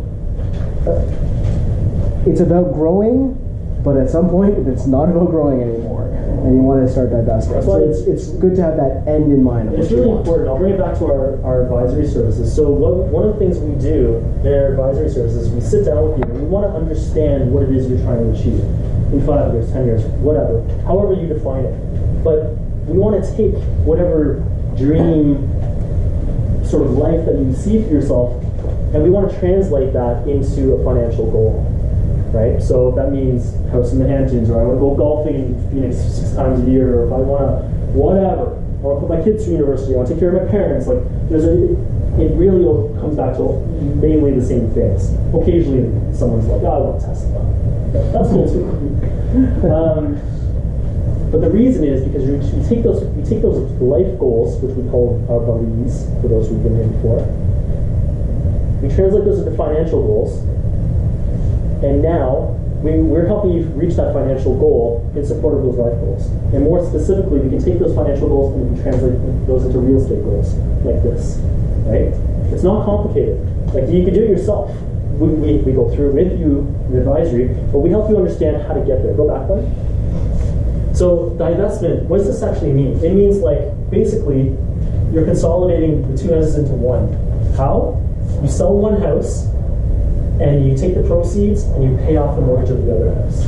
So I have two houses that are both $1 million each, let's just say. I have a mortgage of $500,000 on each one. If I sell this guy, I walk away with $500,000, right? And I put that right into this mortgage, and now I'm left with just this guy. And now, that's all cash flow. This is real cash flow, not the bullshit cash flow. I was chasing cash flow, smaller markets, cheaper price, but I'm dealing with all these problems. This is your real cash flow now, right? And these because so Matt, you guys agree with the model, absolutely agree with the model, theoretically it's correct. But the investing phase, though, you have to be realistic about this. Justin's going to take that. Yeah, I know. This is just a model, and in our advisory where we sit down with an actual spreadsheet, we take 25% of any gain, and that goes to Justin. Right? However, there are strategies to be able to mitigate that. I recognize that. Just that we need to be, we need to be upfront with folks who maybe aren't as experienced. And so some of the ways that we do that, for example, go back one. It's a good question. It's a good point. So for example, go back to another one. These new ones that we just acquired, those are the ones we target for divestment. And why? Why? Capital gains. Capital gains are smaller. Okay. So don't go back. In other words, don't sell the guy right in the beginning, right? Sell the ones from the most recent. You minimize your capital gains. Good point. Okay. So now you're left with half as many properties, but all paid off. Now just take a look to see what that might look like. So each of your properties you've held for, in this model, it's 18 years. 5% growth, so it's grown to 1.2 million times 4. Not as many properties, still pretty good. Mortgage, zip. Rents, let's say 4,000. 16,000 overall. Expenses, sure. Mortgage, nothing. Cash flow, 3,000 per property times 4. this is real cash flow. Right? You can play with this model however you want. You know, I want to do this in 10 years. Okay, let's build one. Let's build a strategy for you. See how we can make that happen in 10 years. Right? You know, time frames are important to me, but I definitely want $20,000 probably cash flow. Okay, cool. We can make that happen too. We'll build something for you. You know, we'll customize a solution. So anyway, the point being, this is an alternative model to just buying a property and letting it ride for 25 years, right? Your outcomes are much bigger, and you can do it faster. That's the key. Question. By the way, what about the maintenance cost that you have for all these properties during the 20 years? In percentage, how much will that be? Like 5, 10%? Sorry, what was the maintenance? The maintenance cost, yes. Maintenance costs? Yeah, repairs cost, like So if you see how we modeled this, we modeled this with zero cash flow. And so the idea here was that the cash flow goes straight back into the property.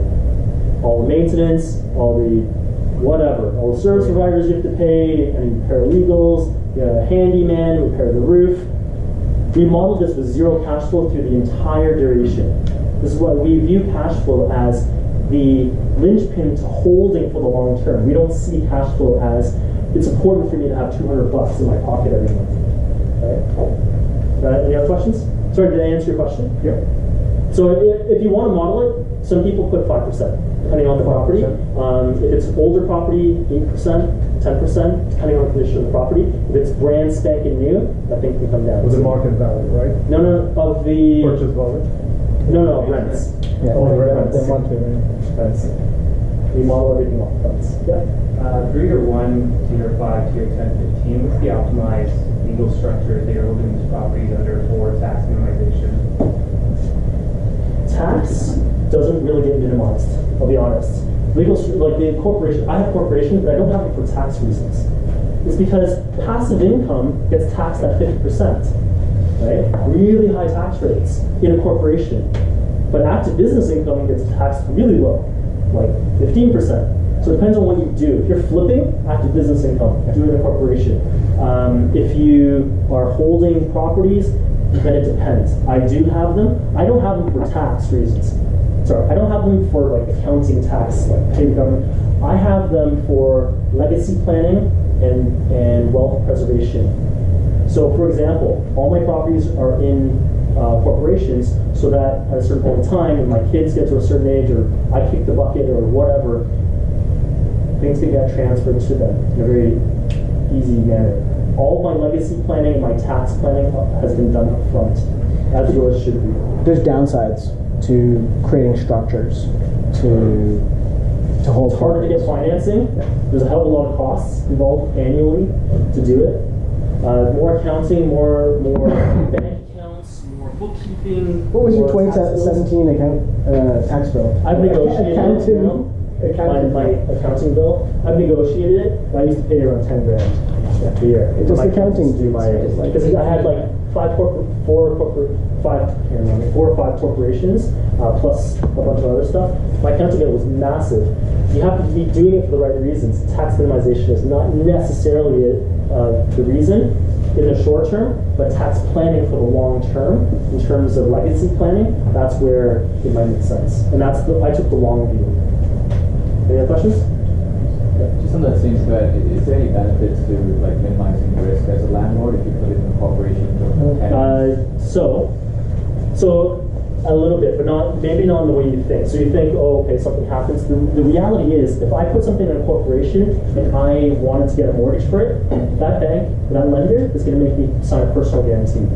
So that veil has been pierced. They automatically want the payments to come through a personal bank account as well, even though it's all corporation. So there's B lenders are like that. There's a lot of it's not as simple as I'm just going to put it in a corporation, right? And the whole idea of limiting your liability, like let's say a tenant wants to sue you, if you're the corporation owner, they can hold your personal account still. So you're not really limiting your liability. Sorry, go ahead. Oh, by the way, I know we've been asked, are we going to try to get an accountant in here? Yeah. Just before When? tax season. Just before March. tax season? Is that like March? March. We- I think we're gonna try for March. Okay, so I think we might get an accountant in here for March, so, okay, cool. Long-term buy and hold looks great. Hopefully after talking about those things, you're like, yes, long-term buy and hold. But we still get people ask about flipping, wholesaling, development. There's nothing wrong with these strategies. They are just not going to the next slide. You just hit it. They're just short-term market risk, right? So anytime you do these strategies, just understand that flipping is fine, but you are depending on the market to stay stable during your flip and especially for your flip exit. For our clients that we work with on flipping strategies, we always have backup plans. So for example, one of the things we do is for our flips, we develop basement suites. Worst case scenario, you're exiting as the market's turning down. You can still hold the property as a duplex, right? You rent it out instead, hold it as a duplex. Give it a couple of years for the property to return back to whatever value it should be, and then exit at that point.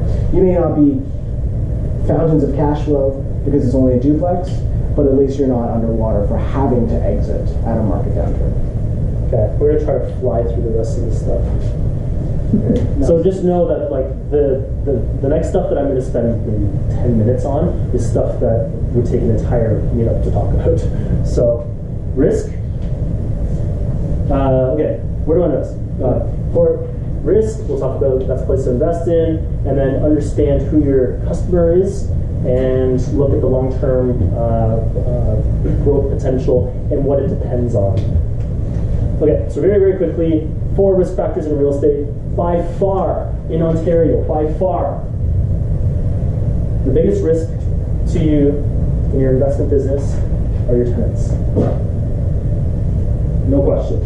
It's not the market, it's not interest rates, it's not Trump, it's not all this other crap that people like to talk about. It's your tenants. Your tenants are the biggest risk to your business, bar none. And do you know why? Why is it in Ontario tenants are the biggest risk, but if you go to like Alberta, they're not your biggest risk? Something else to do with it. LTVs in favor of the tenants. Yes. So the laws in Ontario are tenant friendly. So if you end up with a bad tenant, it's very difficult to get them out. It's very difficult here to evict a bad tenant or tenant accident. I'm going to go through it quickly. Property risk. So understand. So the actual building you're buying, part of the risk. That's why you need to understand what you're getting yourself into. You need a good team. You need a good investor-focused realtor, not just your aunt who got her license and does 1 deal a year, right, or 0 deals a year. Find a strong investment-focused realtor. Market risk. So the market obviously plays a factor in our business, but it's not to the same extent that you might think. Everyone thinks it's the interest rates, or prices are going up bonkers, or debt to income ratios. Those are the wrong metrics to be following. I'll tell you that right now. Right? We'll talk about what the right ones are in a second, but those are the wrong ones.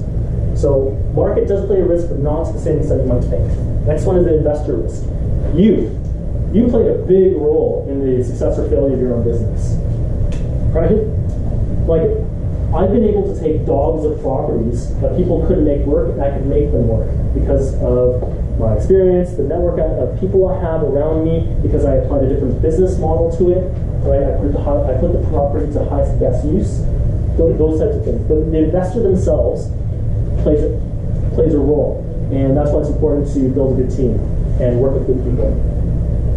Oh, so go back. So buying cheap does not mitigate risk. Buying smart mitigates risk. Buying cheap does not mitigate risk. Don't think because let's say Toronto's too expensive, you go and buy somewhere else. Sudbury. Sudbury.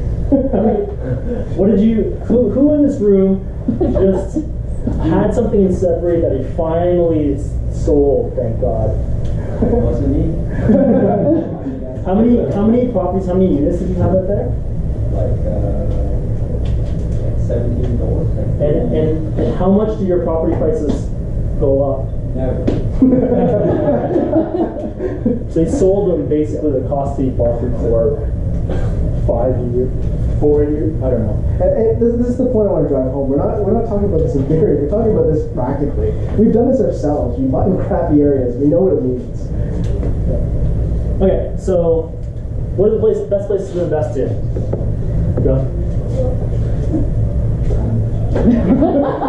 Cancel all the rest. Okay. Is there significance to the characters in the areas? I don't know. That's Mayor Quimby's. Although, Mr. Burns. Okay. So, I'm going to go through this super quick. So, the question: what's the best investment property to buy? Or some derivative? What investment should I buy? What's the best investment property? Is Toronto too expensive? Isn't Toronto in a bubble right now? Those are the wrong questions to be asking. Okay, what are the right questions to be asking? What drives the real estate market? Oh, sorry, I didn't expect an answer. So this is the right question to be asking. There you go. What drives the real estate market? Which eventually, once you drill down a bit further, which market should I invest in within that market? Right? Which neighborhood and then which property. So we're talking about like macroeconomics down to microeconomics. Okay. So what drives the real estate market? Over the long term, I didn't develop this. I wish I could take credit for it. Over the long term, what drives real estate? GDP growth or economic growth, right? Because GDP growth means more jobs. More jobs means more population, people moving in, and then when they move in for the first 12 to 18 months, they rent. And once they rent, it decreases vacancies. Decreased vacancies is increased rent, increased property. Basically, when the cost of renting approaches the cost of ownership, people will start buying, and that leads to increased property prices. So this is real estate in a nutshell. Like if you take nothing else away from this, take this away. Right? This is the fundamental RAIN real estate investment theory. So that's why when if you're asking somebody where's the right place to invest, your answer should be where's the best GDP growth. Like this is why we look at GDP growth and job growth and some of the really boring stats every month, because that's the root of this. If you want to find out what's going to happen in the future, this is your best indicator. Okay, moving on. So we're about to try to invest in. Go. Where's the economic growth? It's Toronto. I'm not going to play this question and answer. I don't have enough time. Basically, Toronto is the engine of growth for Ontario, right? We can talk about this ad nauseum, but in a nutshell, we're now turning into a service-based economy. Those service-based economy jobs are located here in Toronto. So tech, or finance, or healthcare, or whatever, it's all happening here in Toronto. We're no longer a manufacturing economy. We're no longer an economy that's like driven by sawmills and stuff like that, right? So if you're in a town that's driven by one trick pony, one industry, you're opening yourself up to significant risk. I skipped all this one. Okay, yeah, go. Who are my customers? If I'm a landlord right now, who's going to rent for me? What demographic? It's not privileged. That's something. Yeah, the answer's up there. You didn't block the So, yeah, it's millennials. And then associated with that is you got to understand your tenant profile, what they want, where they want to live. Now, okay, in a nutshell, downtown Toronto, where the jobs are, live, work, play, all those types of neighborhoods. That's why King West is. We have someone here who moved out of King West for her investment and then decided to move back into King West because she's such a millennial. I kind of work and live in my triplex. Okay. But one of the things too is millennials turnover. Yeah. And people think that when they want to invest, they want a stay forever tenant. But if you have a tenant that stays forever, you're missing out on 11% year-over-year increases right now. You're stuck with a 1.8% or whatever the inflation is. So we're going after people that turn over. And so I'm just talking about this a little bit longer because the tenant profiles are the most important thing with regards to our business. So in fact, the way at Volition we look at investments is that we identify our tenant profile first, then we build our business model around them. We identify our tenant first, then we build a business model around them. Of course, the business model has to work, has to make sense, still be in the right areas and cash flow and all that other stuff. but we focus on the tenant so heavily, and we don't deviate from that. Yeah. Who are the buyers? Where are they buying? This young population, they want to be downtown. And I told you, I mentioned this before. And as these people start getting older, they're buying their residential neighborhoods in downtown Toronto. They're renovating a bunch of places in Little Italy or Leslieville or Annex. They're staying downtown. This is not a population where there's an exodus to white picket fences and stuff like that. So the focus has to be where those people want to be. Get ahead of that curve. If you want a very visual representation of where these people are, where the jobs that they're doing are, next time you're driving through Markham and the commercial areas or any of these other suburbs, look at how many for lease signs there are out right now for commercial properties. Companies don't want to be there because that's not where the new job market is. It's all downtown. We're at a 1% vacancy rate for commercial right now in Toronto. It's extremely low. So another good thing to track, if you do track stuff, this is more qualitative, it's hard to quantify this exactly, but look at the type of jobs that are coming into Toronto. So we talk about this all on our WhatsApp chat. Who's coming in? Microsoft's coming, Intel, Google. Okay. A lot of I can't remember, but tons and tons of tech as well. And these are the people, 6-figure incomes plus. These are the people you want as your tenants, right? They're not going to stay forever because they make enough, they're going to go buy their place eventually. That's what you want. What type of asset should I buy? This is a loaded question. I had a response. I stole these slides from 2 years ago when I presented this. The answer's changed, actually. It's a very, very complicated answer now. I'm not going to get into it too much, go back. But condos are currently meeting the needs of these millennials, right? Fast forward 5 years, 10 years, they start hooking up, start having kids, they start growing into small condos. So now, our focus for our clients have been refocused on trying to get them family-sized units. Get our clients into family-sized units. Why? As millennials get married, have kids, they need something larger. So, 2 plus 10, 3 bedrooms, 3 plus 10s, right? And as rents continue to escalate and some millennials won't be able to afford their own place, they start bunking up. Not together in the same bed, but just the same unit, right? Yeah, 2-bedroom units, 1 plus 10s, anything that you can turn into another feasible bedroom, right? Those are going to have more and more demand over the long term. It's simple. You got to look at the demographics. The millennials are the biggest profile to come through, the biggest demographic to come through since the baby boomers, right? So the tree looks like this: baby boomers and then millennials. So millennials are going to change the face of real estate. You need to be ahead of that curve. Yeah. The single what's the single? If you looked at nothing else, you just I knew nothing. And what's the single feature you'd be looking for near to dictate where I was going to buy a property? University exposure. Somebody said it. Transit, yeah. Go. There we go. I mapped it out. Very simple. I mean, okay, now it's maybe a bit further. But look, follow this, right? Follow transit. What's happening potentially in Toronto in the next 10 years? Somewhere. Where? Right. So, I mean, yeah, I already have that one up there. That's in progress. But what's coming down the pipe? Relief Fund. Where? By Leslieville, eastern part of downtown. So where is it starting and ending exactly? It's ending on the spot. No, thank you. Pape, south, down through Gerrard, down to Queen, through Leslieville, west. That's right. Yeah. So his house is being expropriated by the city for the building of the relief line. Yeah. So you're welcome, guys. So this is an area to watch. This is going to happen. This is almost inevitable. We always say don't buy on speculation until shovels hit the ground, but this is almost a foregone conclusion because there's no way that Toronto's infrastructure can support the amount of growth that we're experiencing in the city. So all the areas we talk about as investable areas are all along transit routes, either streetcar, dedicated streetcar, subway, LRTs, that kind of stuff. Hey, what happened? I don't know. Wasn't there one more slide? No. Okay. These are your slides, Matt.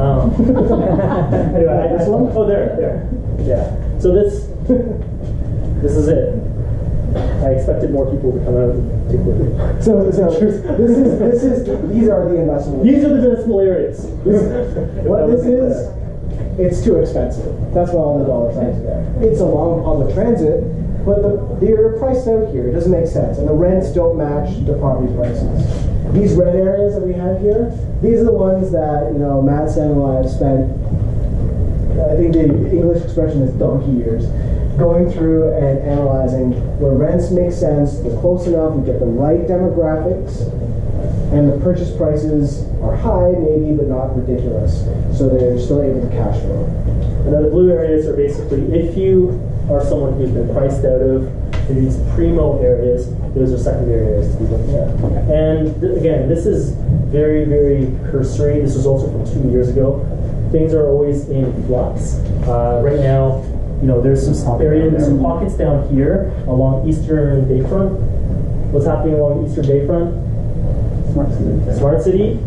What's happening? Mosquitoes. What's happening right here?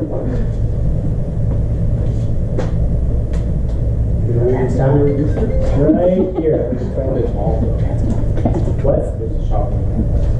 What's it called? Actually, I forget what it's called. East Harbor. East Harbor. Google Smart City, 50,000 jobs, comes in, and even if Google's not the one to develop it, it's going to be developed by someone, right? East Harbor, 50,000 new jobs, huge transit hub. It's going to be a huge transit hub as well as commercial hub.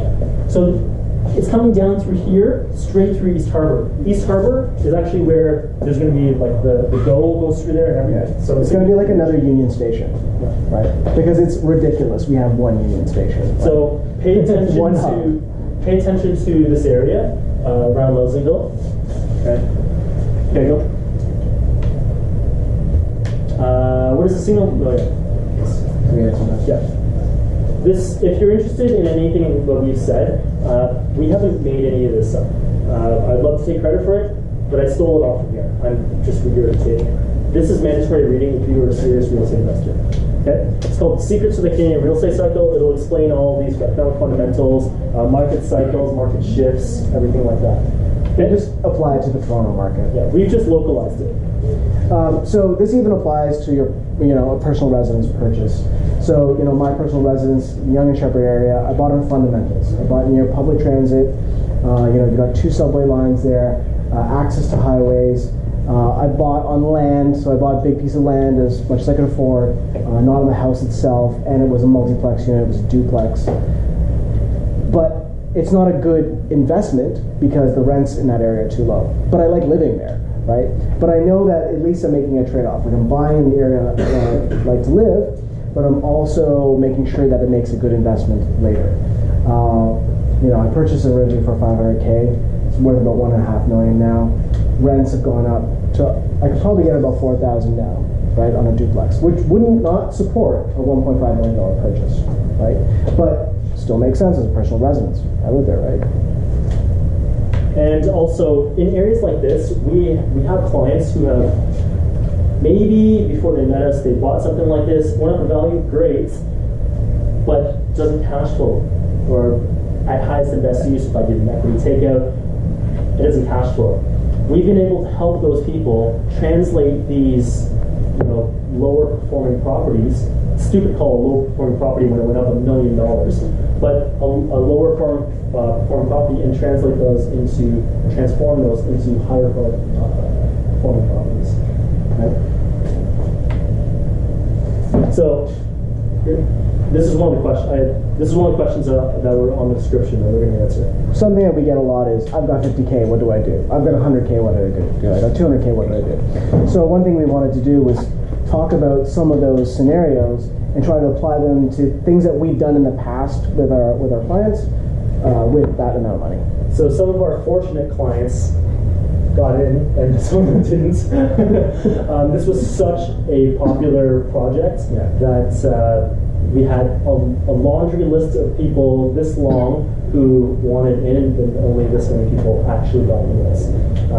However, there may be another phase coming out, about 6 months or so. So there may be still another opportunity. Of course, prices can go up slightly, but that's nothing to do about that. So this was heavily based on our fundamentals. It was an area going through gentrification. So this is in the old Regent Park area. So if you're familiar with Regent Park, if you've been in Toronto for a long time, you're like, Regent Park, that's ghetto, right? Because Regent Park was ghetto. About 10 years ago, you wouldn't want to drive through there without locking your doors. But it's a completely different neighborhood now. There's been massive gentrification happening in that area. That's where you see the big lift in property value, is when you ride that gentrification curve. So that fundamental's taken care of. Transit, it's in the area. We've got the downtown. Actually, when the downtown relief line goes, it's about a 9-minute walk from this. Yeah, it's about 9 minutes from East Harbor. East Harbor. Yeah. No, it's going to be the Shumack station. Okay. We've got transit fundamentals there. It's got the right tenant profile. So this is, there's tons of condo projects that come out every year. 90% of them don't meet our criteria. They don't meet our criteria for investment. They don't follow our fundamentals. They're luxury projects, for example, don't meet our fundamentals. They're in areas that have already gone through gentrification. This is an example of something that does meet our fundamentals. This one specifically, we're highlighting one particular unit that one of our clients purchased. And the funny thing about this one is that you can employ a really interesting strategy here.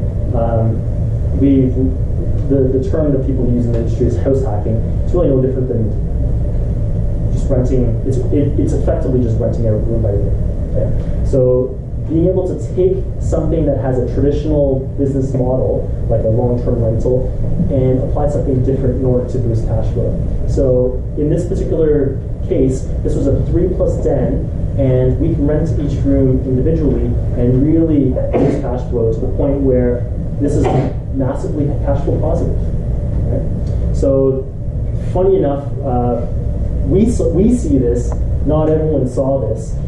3 bedrooms, there's actually still a 3+ den that's still available in this project, even though everyone, just your basic consumer type of investor just immediately gravitates to buying the cheapest unit, right? They all go for the 1 bedroom. They all go for the bachelor's 1 bedrooms, and we're like, you guys are idiots. Not idiots, but I mean, if it's not available to you, it's not available to you to buy in something like this. However, if you look at the fundamentals, the economic fundamentals, you look at the demographic trends, you'll see that this is where the potential is, not in the commodity type of units. Make sense? Something else one of our clients bought was a resale condo, Queen and Gladstone, same thing, millennials, super hipster. See, I didn't do these. You know your tenant profile. And your strategy here. So tenant turnover for higher rents. Our client bought it, had an existing tenant in place. This existing tenant was not going to stay there forever. I think they only stayed a couple more months. So they assumed the tenant took off, turned over the tenant for higher rents. And now it was cash flow negative initially, but we knew that upon turnover we were going to get cash flow break even. So cool area, appeals to our demographic, and we found a unit where you can get to break even cash flow for a condo, which I can tell you right now is rare, very rare. Next, sorry, that one was how much capital? You had $100,000 capital, a bit more, 120. Okay, go. Oh, sorry, the first one. Go back. I missed something key here. The reason that this is the $50,000 of capital is because the developer here had a very, very attractive deposit structure, 5% initially, and then $1,000 a month until you made up another 5%. So basically, you'd make up another 40 grand initially, 40 grand over 40 months, sort of thing, right? So even a young person who doesn't have a lot of capital, saved up or whatever, maybe they can get unsecured line of credit. Maybe they've saved enough. Maybe they go to the bank with mom and dad. Right? There's different strategies. The bank with mom and dad. Anyway, we can help you identify a few of these strategies as well through our advisory services. Okay. So that's why this landed at 50,000. The next one was a regular. Yeah, so I want to mention something about this as well. Not everybody has access to this stuff. Whether you work with us or somebody else, these kind of projects, there's very limited availability, even amongst those of us that have access to it. Only 1% of agents in Toronto get access to this kind of stuff at the prices that make sense. After this, you're going to see some general releases to the public, and the price is going to be like 20-25% higher. It doesn't make any sense at that point. So whoever you work with, they need to have the first round, the best accesses. Otherwise, it doesn't make sense to do these projects. Risk mitigation strategy. The next one is $100,000 of capital, so that's ready to resale condo. This is what you can buy if you have $300,000 of capital. And I know most of you are going to be like, who the hell has $300,000 just sitting around? Not like I reach into my sofa and find $300,000. Right? You reach into Sam's sofa, you get this. But we work with a lot of our clients to identify where they have sources of capital. Those things might be equity in other properties. Those might be, we also train a lot of our clients towards joint ventures or setting something up, let's say, with, it could be the bank mom and dad, or maybe it's a friend or something like that. And it doesn't have to be, but the thing is, it doesn't have to be a handout. And this is what I keep on stressing. A lot of people, like myself included, I wouldn't want to go to my parents and be like, hey, can I have X? Right? No. I structure it in a way that makes sense. Hey, you know what? You have an unused line of credit against your house, secured to a low interest rate. What if I could make that worthwhile for you? You're not using it. What if I could use it, and what if I paid you a premium for that? I'll cover all of your interest and you make something on it. Now that's a win-win situation in create, right? So when you understand how to raise capital, or you understand the different sources of capital, where it can come from, or tapping unused sources of equity within your own portfolio, that's where people come up with this kind of money. It's not just because they have it and they've saved it over time. It's really hard to save $300,000 over time. If you borrow this $300,000 on a HELOC right now, that $1,400 in cash flow more than easily covers the interest on $300,000. So let's go through this. This was in Roncy. It was a resale. It was a triplex. A couple of years ago, this was our bread and butter. This is what our clients were buying. Unfortunately, prices have gone up, which is fortunate for some people, but the big thing is mortgage qualification. It's hard to qualify for a mortgage just now. It's because of the multivitamin B20 that's but it's hard. But if it is available to you, this is a great investment.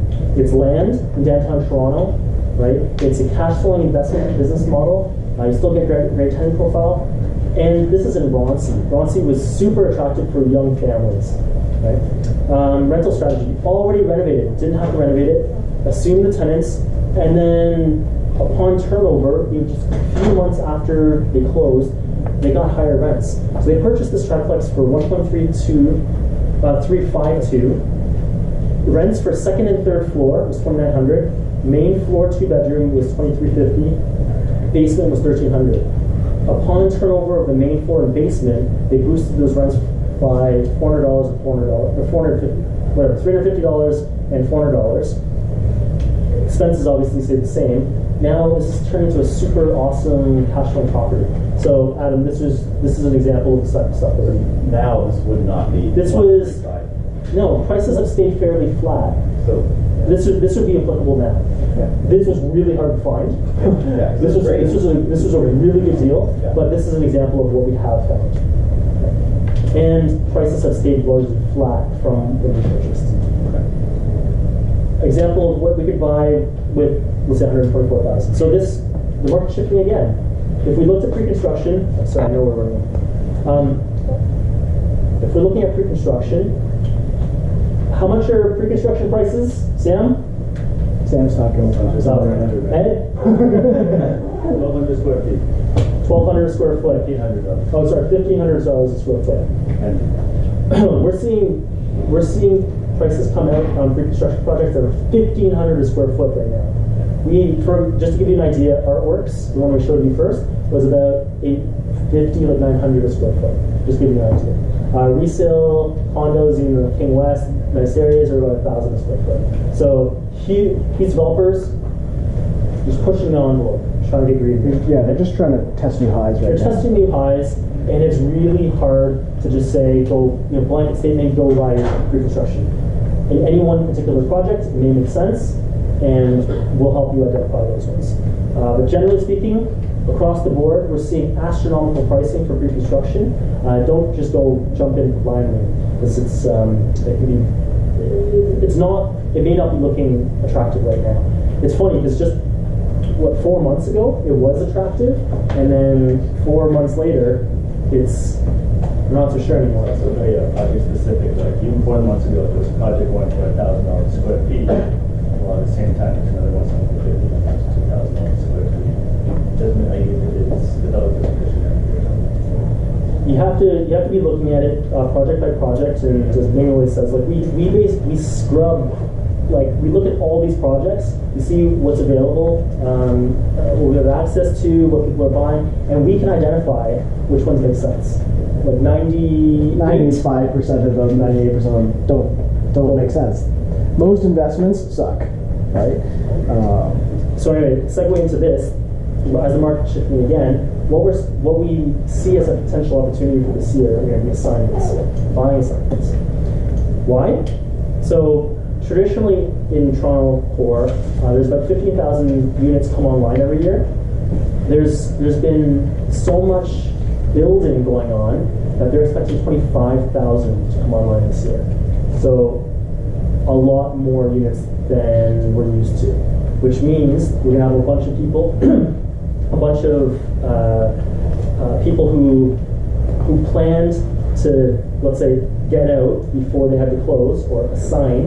So there may be opportunities. So for example, we have a client that's doing this right now. He bought 4 years ago, and he's like, I don't want to close on this unit, so help me out. I'm like, okay, cool. What are you expecting? And he's expecting 545. This is Queen Spadina. It's a Tridel building.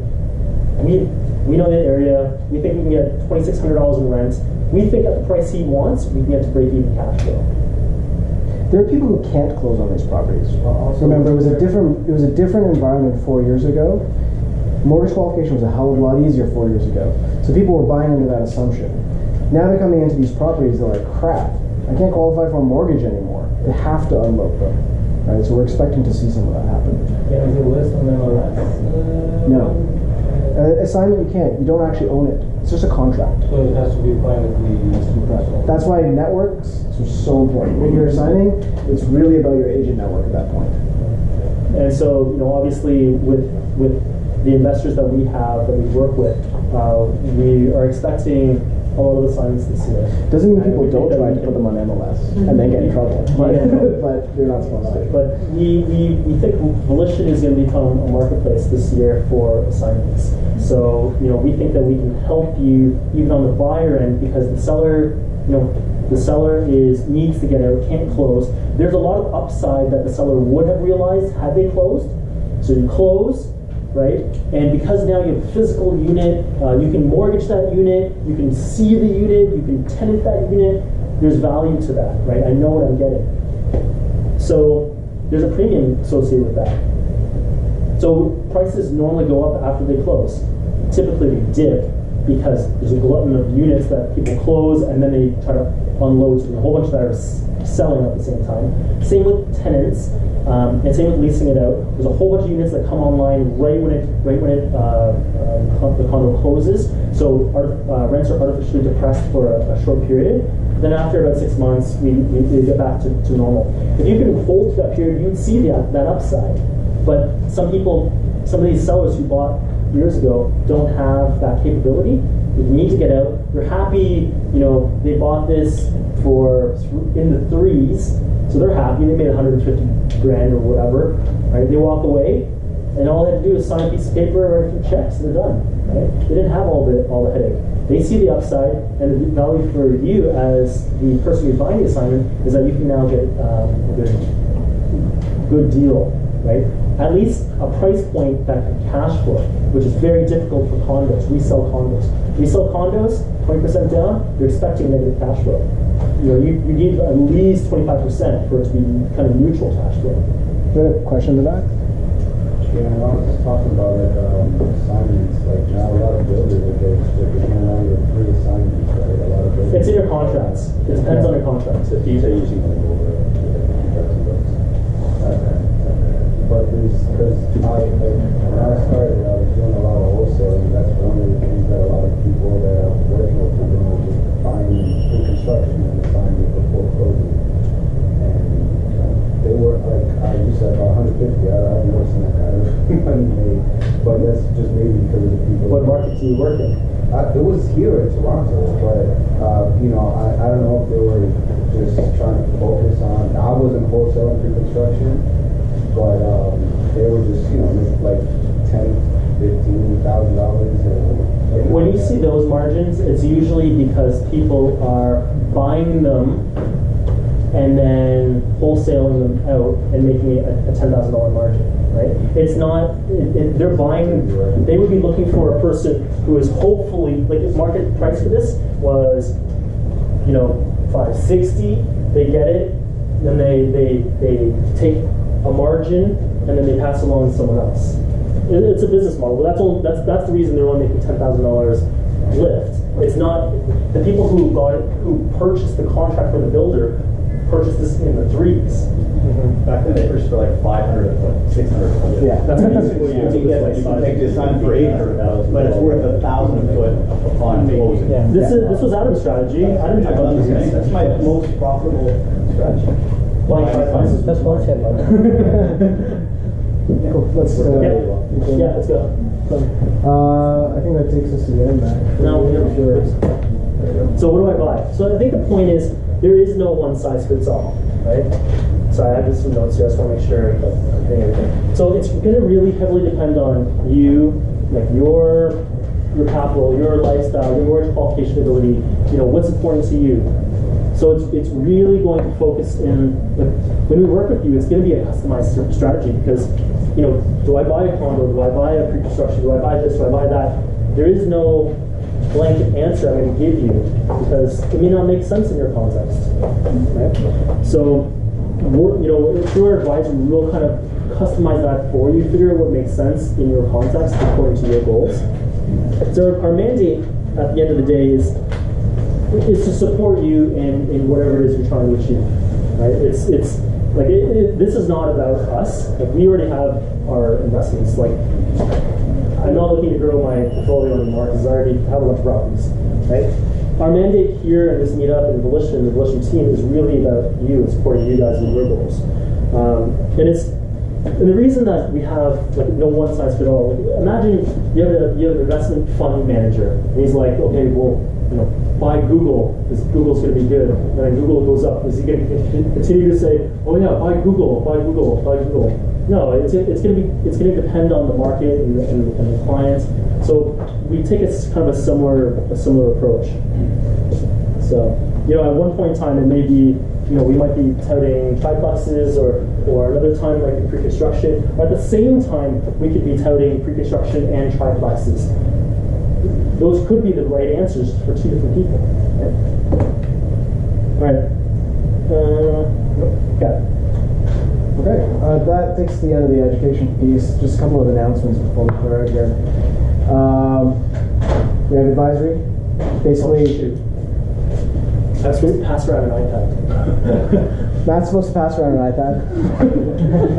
Okay. Let me ask you a question here. It'll be easier.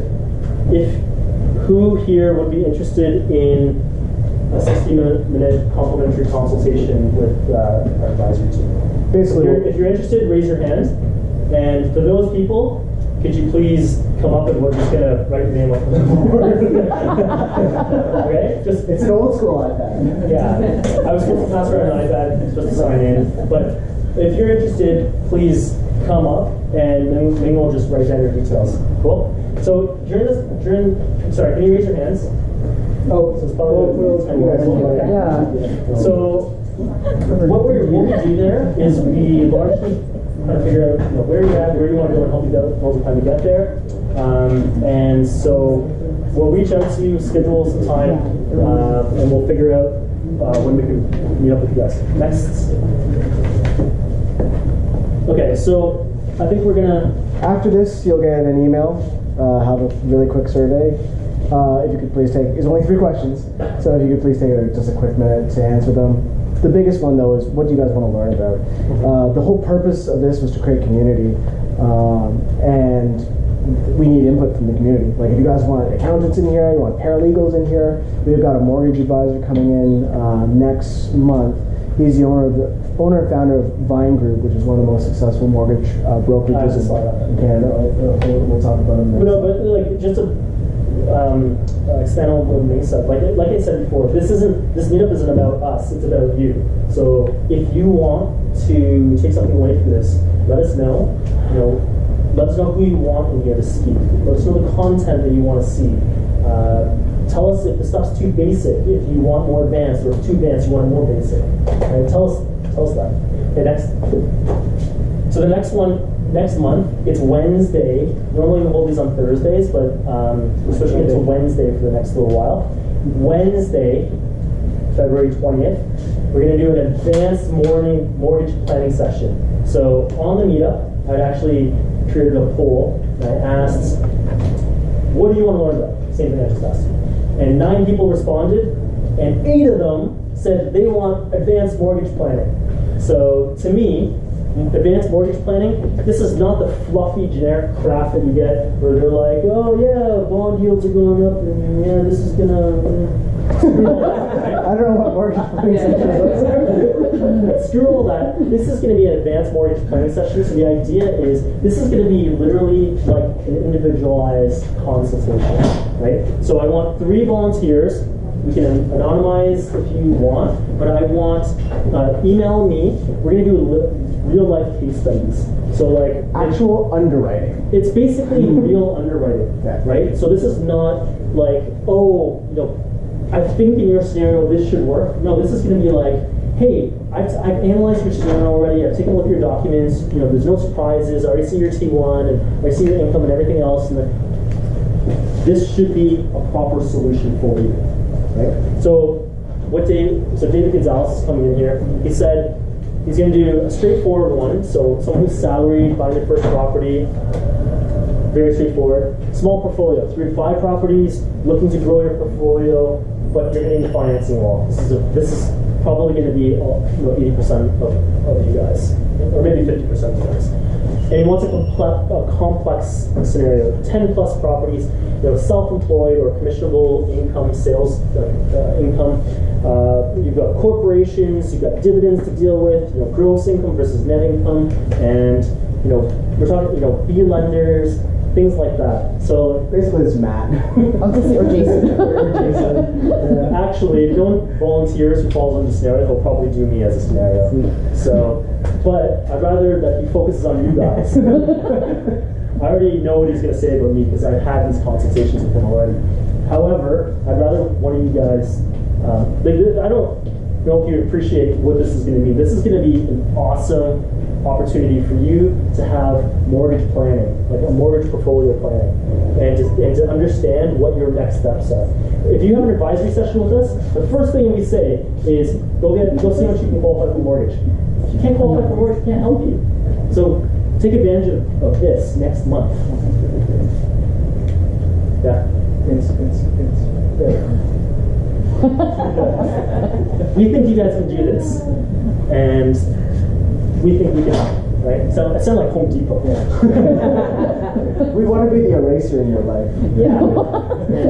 We want to, like I said, we want to remove these roadblocks for you. We want to see your success. Like your success is our success. So anyway, we hope that you guys. Is that it? Good job. We hope you guys got something out of this. We did this out of labor of love. This is the goodness of our hearts.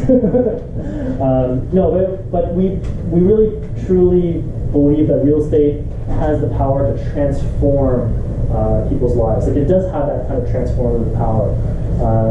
And we think, we hope that we can be a catalyst for that and an enabler for you in your real estate journey. So, we're going to be around for the next hour. Come talk to us. Myself, Ming, Ed, and Sam are all here. We also have past clients who are in this room. If you want to chat with them. We like to call them as current clients. Current clients. Yeah, we want to talk to them. A few of these people have worked with us as well. So so stick around for the next hour, and then we're heading to. We usually go grab a drink because our clients are heavy drinkers. do you real estate? And we just talk shop and whatever. So it's at Berg's, which is like walk to Young, and then it's very good. So only one person's ever got lost. Don't need to say literally there. So all right, that's it. Okay, thank you very much.